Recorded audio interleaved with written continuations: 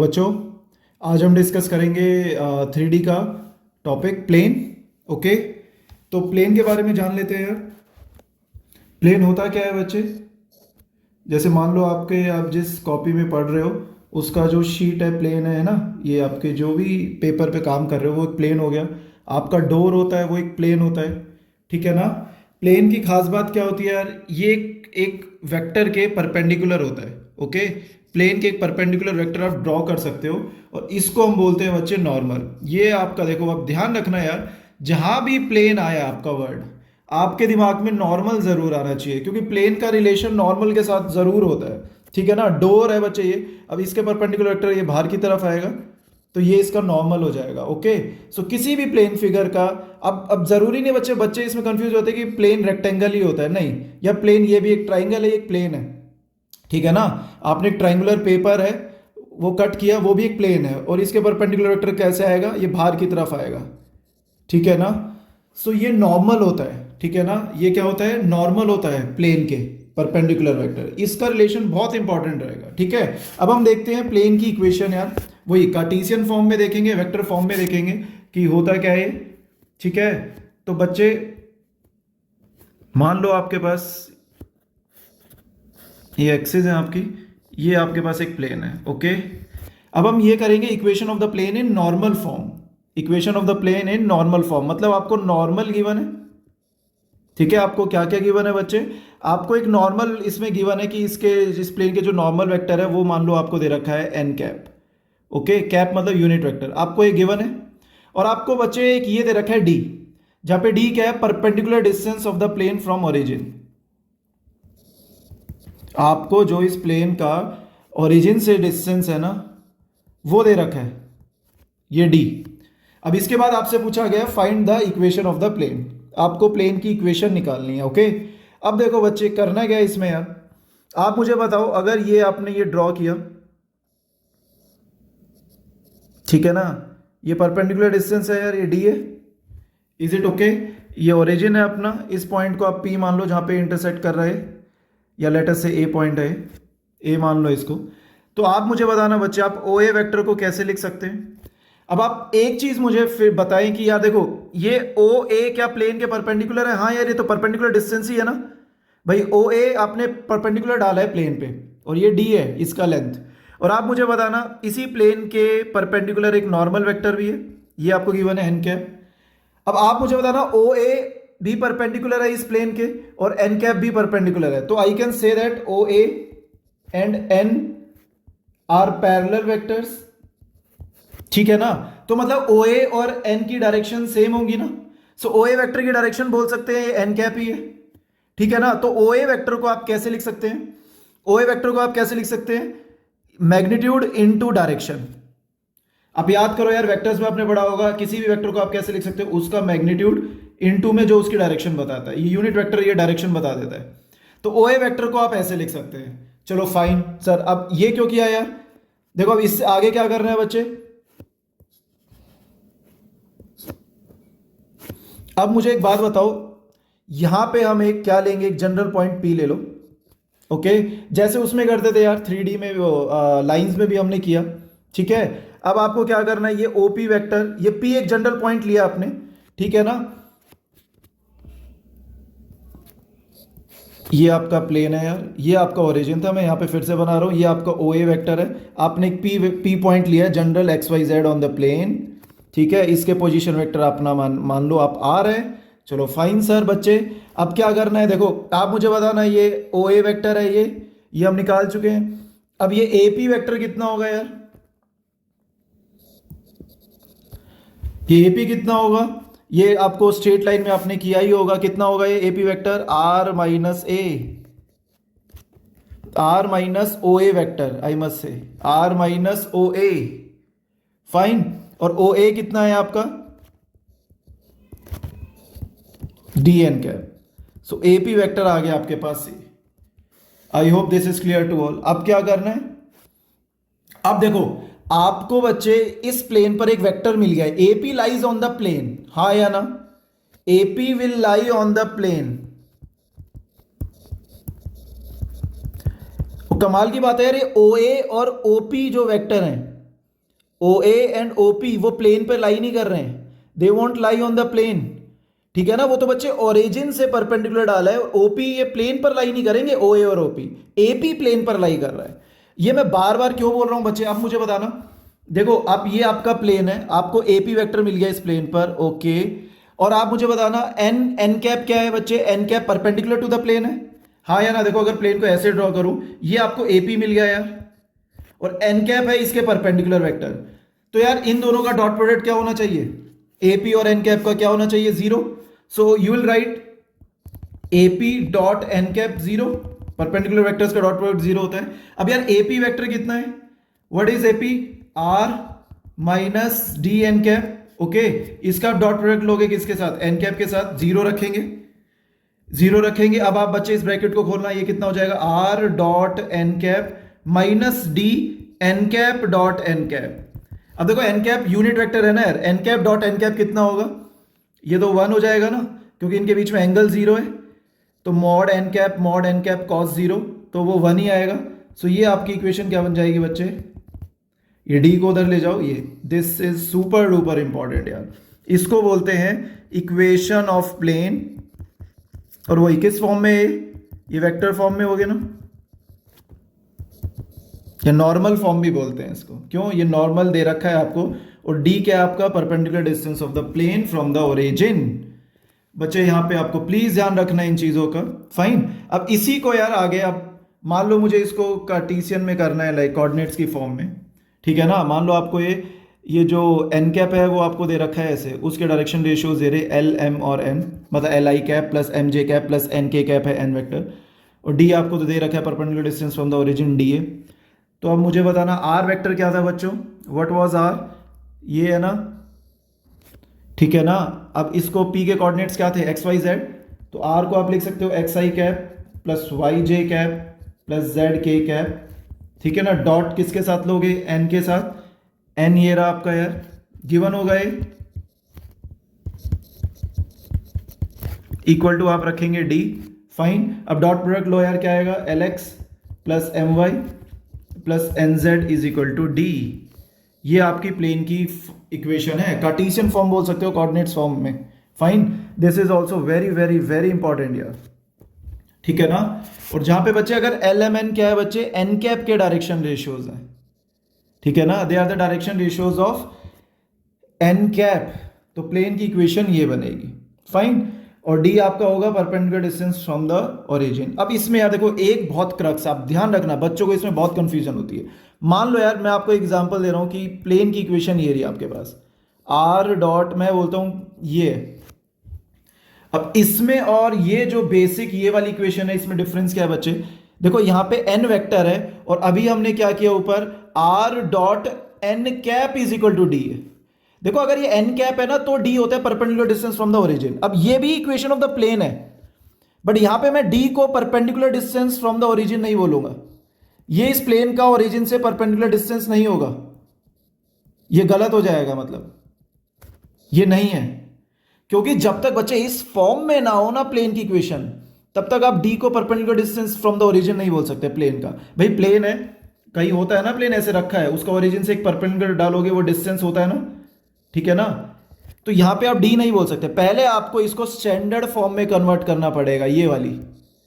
और ये आप कैसे करेंगे यार, देखो आप अगर ये दे रखा है आपको, हाँ ये बोल सकते हैं इक्वेशन ऑफ द प्लेन है, बट अगर मैं ये गिवन है आपको और मैं आपसे पूछ लूं कि इस प्लेन का ओरिजिन से परपेंडिकुलर डिस्टेंस बताओ, तो आप कैसे बताएंगे, पहले आप स्टैंडर्ड फॉर्म में कन्वर्ट करेंगे, कैसे, आप देखो इस एन वेक्टर को इसके मॉड से डिवाइड कर दें, दोनों साइड करना पड़ेगा, तो ये हो गया, इज इट फाइन। तो N vector upon mod N कितना होता है यार, ये एन कैप ही तो होता है ना, हाँ अब ये स्टैंडर्ड फॉर्म में हो गया।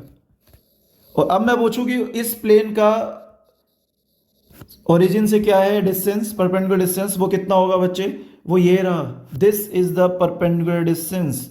इस केस में आप कितना बोलेंगे, सर ये है, this is the perpendicular distance of the plane from the origin, अगर इस फॉर्म में गिवन है तो आपको ध्यान रखना है यार क्वेश्चन में किस फॉर्म में इक्वेशन गिवन है, ठीक है ना। R dot N cap is equal to D है, तो सीधा बोल देना D is the perpendicular distance of the plane from the origin. अगर आर डॉट एन है, एन कैप नहीं एन वेक्टर है, तो आप क्या बोलेंगे, क्या करेंगे, पहले इसको स्टैंडर्ड फॉर्म में कन्वर्ट करके फिर आप बोलेंगे कि हाँ सर ये है परपेंडिकुलर डिस्टेंस प्लेन का ओरिजिन से, प्लीज ध्यान रखना, ठीक है, ये तो बच्चे वेक्टर फॉर्म में है यार, आप ऐसे लिख लो, ऐसे लिख लो, और कार्टेशियन में ये रहा, जहाँ पे एल एम एन क्या है, एन कैप के डायरेक्शन रेशियोज हैं। ठीक है ना यार, मैं आपको एग्जांपल और देता हूँ। मान लो अब मैं ये इस फॉर्म में लिख रहा हूँ, मान लो आपको एक दे दिया गया है 3x plus 4y plus 5z is equal to 9, ये एक प्लेन की इक्वेशन है ना, इस फॉर्म में है ना, ठीक है ना, ये एक प्लेन की इक्वेशन है बच्चे। अब आपसे पूछ ले कोई कि यार इस प्लेन का सर ये बता दो ओरिजिन से परपेंडिकुलर डिस्टेंस कितना है, ठीक है, ओरिजिन से परपेंडिकुलर डिस्टेंस कितना है। अब ये जानने से पहले चलो मुझे ये बता दो कि इसको अगर आपको वेक्टर फॉर्म में वापस कन्वर्ट करना है तो आप कैसे करेंगे यार। If you want to convert this into vector form, how will you do it. देखो ये क्या, अगर मैं एक ये वेक्टर लिखता हूं तो ये एक ही तो बात है ना, इसकी जगह 4 आएगा यार।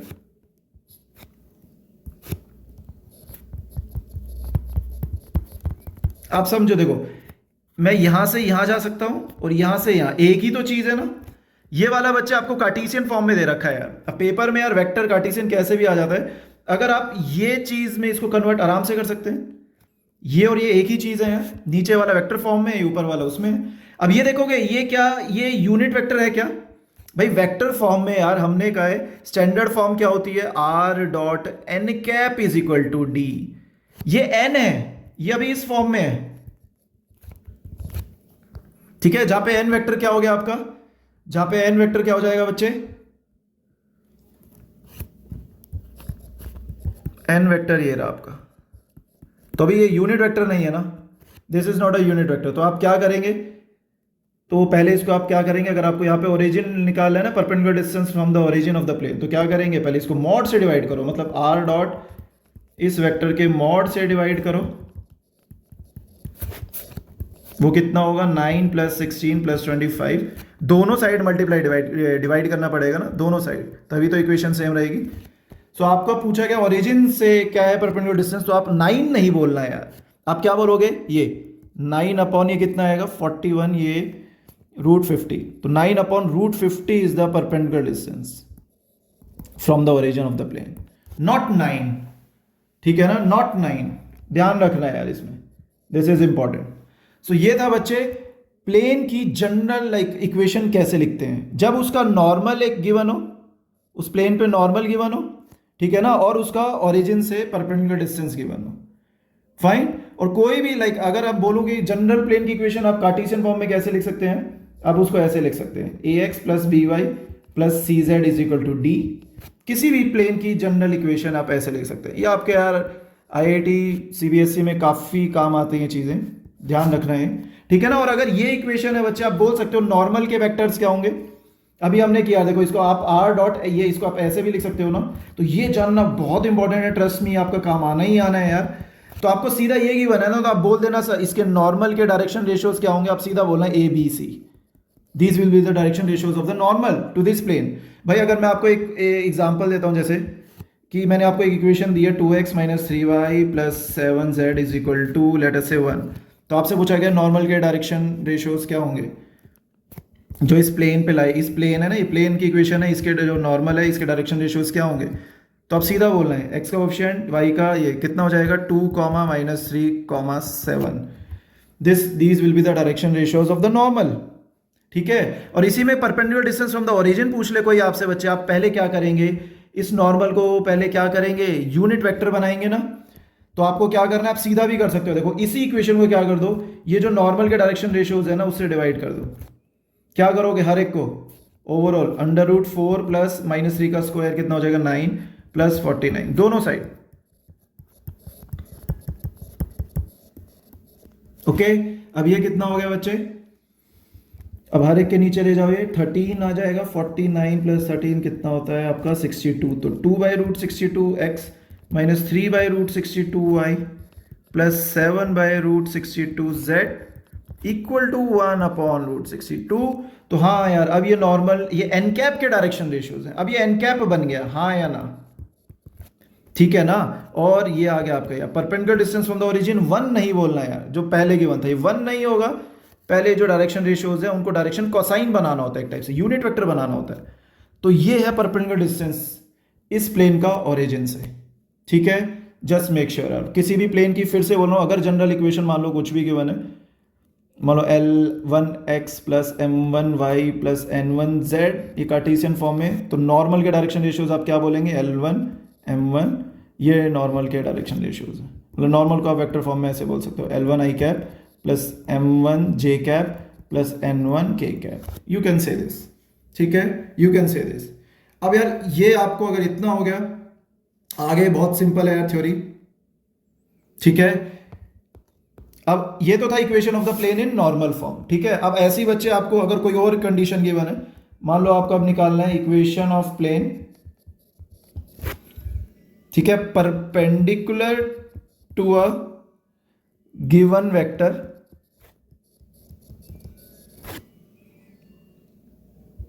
And passing through a given point.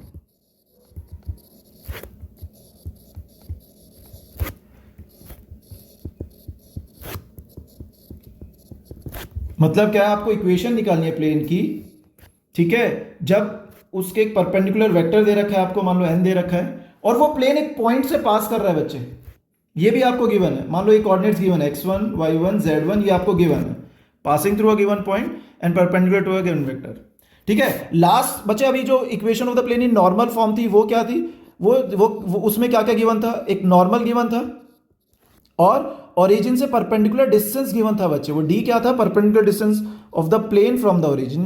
जब ये गिवन था तो इक्वेशन ये बनती है। अब ये डिफरेंट चीजें हैं बच्चे यहाँ पे, बट फंडे वही है। मान लो प्लेन ऐसी है ना, ये आपके एक्सिस है, ये ओरिजिन है, ठीक है ना, एक्स एक्सिस यार, ये वाई जेड। अब यहाँ पे देखो फंडा वही है बच्चे। पहले हमें देखो, इसमें हमने यहाँ क्या किया था यार, इस वाले में हमने पहले एक प्लेन पर एक वेक्टर लाए थे, याद करो। तो यहाँ पे देखो यार, पहले तो ये बताओ ये क्या होगा, ये ओ ए वेक्टर है, ठीक है ना। ओ ए वेक्टर क्या होगा बच्चे आपका, x1 i cap plus y1 j cap plus z1 k cap, क्योंकि ए एक पॉइंट के कोऑर्डिनेट्स दे रखे हैं। अब आप क्या करेंगे यार, एक जनरल पॉइंट p ले लो, वही x y z है कोऑर्डिनेट्स p के, तो यार ये हो गया आपका OP, ठीक है ना, ये p पॉइंट है यार। अब आप मुझे बताएं यार, सेम ये वेक्टर पी ए क्या हो जाएगा, पर ये प्लेन पर लाई करेगा, P A will lie on the plane, everyone हाँ या ना, ये पी वेक्टर प्लेन पर लाई करेगा, ठीक है ना। मैं यहां बनाता हूं फिर से, ये ए गिवन था, ओ ए ऐसे नीचे से आ रहा है यार, ये कह रहा हूं, पी पॉइंट लिया कोई भी जनरल, ये रहा पी, ठीक है ना। ये आपका आ गया पी ए वेक्टर, ये कितना होगा, P A will be, again triangular law of vector addition, कितना होगा, O A minus O P, O A minus O P, fine. अब ओ ए कितना था यार, ओ ए वेक्टर ये है आपका, और ओ पी कितना हो जाएगा, पी के कोऑर्डिनेट्स एक्स वाई जेड है, तो वो हो जाएगा एक्स आई प्लस वाई जे प्लस जेड के, ओके। अब माइनस करना दोनों को यार, दो वेक्टर्स आपको सेपरेट करने आते ही हैं, तो ये कितना हो गया, x1 minus X I cap plus y1 minus Y J cap plus z1 minus Z K cap, ये हो जाएगा पी ए वेक्टर, ठीक है। बच्चे आप ए पी भी निकाल सकते हो, वो कोई दिक्कत नहीं है, लाइक पी ए निकाल लो या ए पी निकाल लो, बात एक ही है। अब यार ये देखो, अब ए पी वेक्टर क्या है, A P lies on the plane, पहला मकसद यही होता है यार, प्लेन पर एक वेक्टर चाहिए, और आपको पता है जो एन वेक्टर है ये इसके परपेंडिकुलर है, n is perpendicular to the plane, तो इसका मतलब AP and n they are perpendicular to each other, ये परपेंडिकुलर वेक्टर्स है भाई, ठीक है, ओके। तो इनका डॉट प्रोडक्ट क्या होगा, AP डॉट n कितना होगा, 0।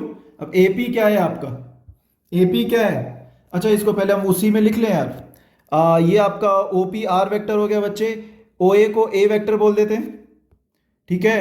तो PA कितना, AP कितना हो गया, हमने PA निकाला था ना, ओके। तो यहां पे बच्चे AP कितना हो जाएगा यार, देखो यहाँ पे PA लिख लेता हूं, कोई दिक्कत नहीं है, वैसे AP बात एक ही है, बट स्टिल हमने पहले PA लिखा था। तो PA क्या होगा बच्चे, PA वेक्टर क्या होगा, A माइनस आर, हाँ है ना, OA माइनस OP था ना, OA है A, OP है R, वही जनरल पॉइंट P है तो उसका R मानते हैं वेक्टर, ठीक है ना। तो PA कितना हो गया बच्चे, A माइनस आर, अभी इस फॉर्म में रखो, वेक्टर फॉर्म में। तो a minus R dot N is equal to 0। अब ये ओपन करें यार, तो कितना आएगा ये, R dot N is equal to A dot N. इस केस में बच्चे प्लेन की ये इक्वेशन बनेगी यार, ठीक है ना।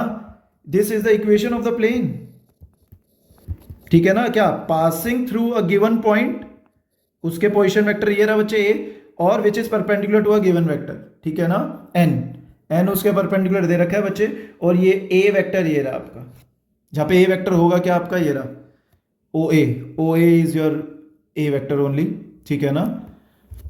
ये रहा आपका ए वेक्टर, दिस प्लेन की इक्वेशन आपकी ये बनेगी यार। प्लीज ध्यान रखना है इसको आप, प्लीज, ठीक है। अब इसी को आपको कार्टेशियन फॉर्म में करना है। ये तो वेक्टर फॉर्म हो गई यार, है ना, वेक्टर्स दे रखे हैं। ऐसे ही बच्चे आप कार्टेशियन फॉर्म में कर सकते हैं। कार्टेशियन फॉर्म में कैसे करते हैं, स्ट्रेट लाइन में भी हमने किया था यार। देखो आर को आप क्या डालो, आर वेक्टर को ये डालो, एक जनरल पी पॉइंट है ना, एक्स वाई जेड, ठीक है ना। डॉट एन, एन मान लो आपको गिवन है यार, मान लो एन आपको गिवन है, परपेंडिकुलर वेक्टर ऐसे ही गिवन है, तो आप एन को क्या डालेंगे, L I plus M J plus N K, okay. A vector भी गिवन होगा बच्चे, मान लो हमने किया था ना, ए के क्या कोऑर्डिनेट्स थे, ए के कोऑर्डिनेट्स x1 y1 z1 थे ना। सो ए वेक्टर को आप कैसे लिख सकते हैं,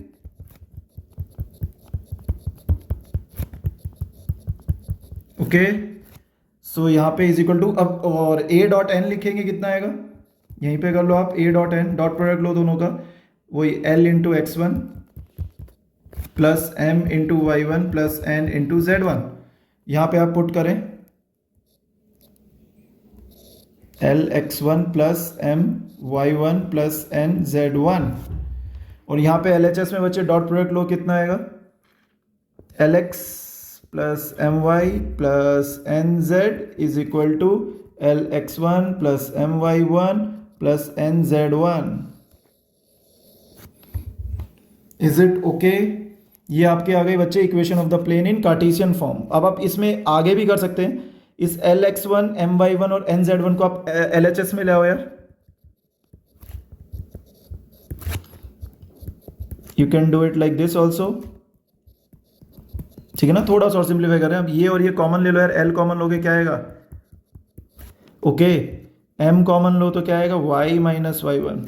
ऐसी एन कॉमन लोगे तो कितना आएगा, जेड माइनस जेड वन। तो बेसिकली ये इंपॉर्टेंट है, आपको ये वाली याद करनी है, लाइक इस फॉर्म में करोगे तो सही रहेगा।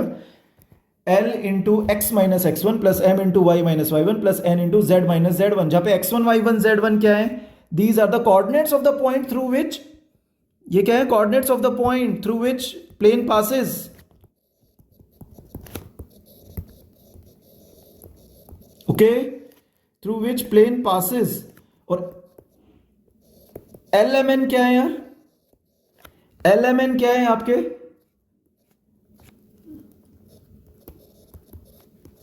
Direction ratios of the perpendicular vector यार, या नॉर्मल बोल सकते हो, direction ratios of the normal to the plane,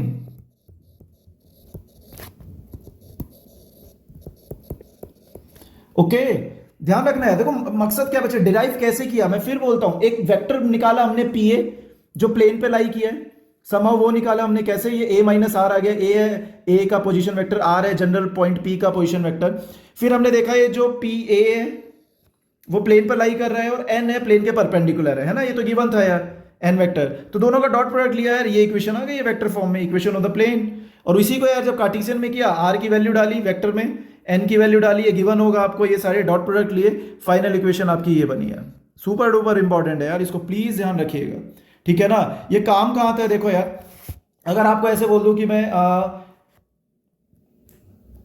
एक प्लेन है, वो 1, 2, 3 इस पॉइंट से पास कर रहा है, ए पॉइंट से, और इसके जो परपेंडिकुलर वेक्टर है नॉर्मल, उसके डायरेक्शन रेशियोज ये रहे 2, -7, लेट अस से 9।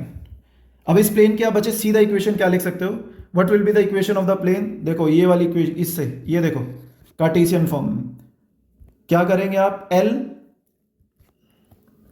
2 इंटू x माइनस वन, ये रहा आपका x1, हाँ है ना, plus -7 into y minus two plus 9 into z minus three equal to 0। ये प्लेन की इक्वेशन आ गई है बच्चे, ये प्लेन की इक्वेशन आ गई है। ओके, प्लीज इसको ध्यान रखना है, please just pay attention to it, this things are very important यार। फाइन। अब देखो कई बार ना इसमें डाउट्स क्या आती है बच्चों को, आप मुझे बताओ, अगर मैं आपको ये लिखता हूं व्हाट इज दिस, 3D का क्वेश्चन है, मान लो 3D में कहीं आ गया, 3 डायमेंशनल ज्योमेट्री में आपको ये दे रखा है क्वेश्चन में, तो आप इसको क्या बोलोगे? आप इसको लाइन मत बोलना यार, 3 डायमेंशनल ज्योमेट्री है बच्चे, ये इसको लाइन मत बोलना। देखो आप इसको ऐसे लिख सकते हो, प्लस 0 इंटू जेड, है ना भाई, इसके आगे प्लस 0 लगा सकते हो ना, 0 को आप 0 इंटू जेड बोल सकते हो। तो बच्चे ये तो प्लेन की इक्वेशन है, एक्चुअल में दिस इज अ प्लेन। याद करो किसी भी जनरल प्लेन की इक्वेशन कैसे लिखते हैं बच्चे, L x plus M y plus N z is equal to D, जहां पे एल एम एन क्या होते हैं, direction ratios of the normal. तो यहां पे direction ratios of the normal क्या होंगे, नॉर्मल के डायरेक्शन रेशियोज क्या होंगे बच्चे, 2 3 0, 2,3,0। ये ध्यान रखने वाली बात है बच्चे। अगर मान लो बाई चांस मैं ये देता हूं कि ये क्या है 3 डायमेंशनल ज्योमेट्री में, still you will call it a plane, ये भी प्लेन है। आपको कि सर ये क्या है, अरे आप इसको ऐसे लिख सकते हो ना, तो हाँ प्लेन है ये, जिसके नॉर्मल के डायरेक्शन रेशियोज क्या हैं, नॉर्मल के डायरेक्शन रेशियोज क्या होंगे, 4,0,0। So please pay attention to it यार। इसको आप ये मत बोलना पॉइंट है, इसको आप कभी बोल दो ये लाइन है, तो स्ट्रेट लाइन थी सर, वो बेटा 2 डायमेंशनल ज्योमेट्री में करते थे, दैट वाज 2D।